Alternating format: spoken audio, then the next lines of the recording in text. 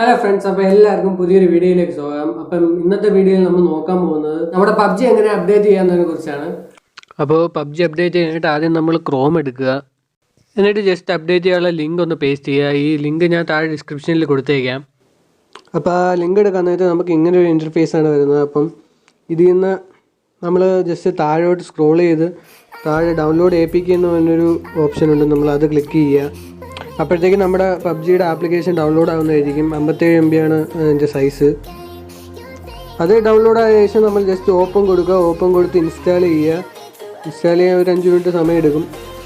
അപ്പോൾ നിങ്ങളുടെ പഴയ ആപ്പ് ഉണ്ടെങ്കിൽ ഇത് ഇൻസ്റ്റാൾ ചെയ്യാതിരിക്കരുത്. ഇത് ഇൻസ്റ്റാൾ ചെയ്താൽ മാത്രമേ അപ്ഡേഷൻ ആവുകയുള്ളൂ. അപ്പോൾ നിങ്ങൾ ജസ്റ്റ് എന്നിട്ട് ഓപ്പൺ കൊടുക്കുക ഇൻസ്റ്റാൾ ആയി കഴിഞ്ഞതിന് ശേഷം. അപ്പോൾ ഓപ്പൺ കൊടുക്കാനായിട്ട് നേരെ നമ്മുടെ ഗെയിമിലോട്ടായിരിക്കും പോകുന്നത്. അപ്പോൾ നമ്മുടെ ഇടത് ഭാഗത്തായിട്ട് ഡൗൺലോഡ് റിസോഴ്സസ് എന്ന് പറഞ്ഞൊരു സാധനം കാണിക്കുന്നുണ്ടായിരിക്കും.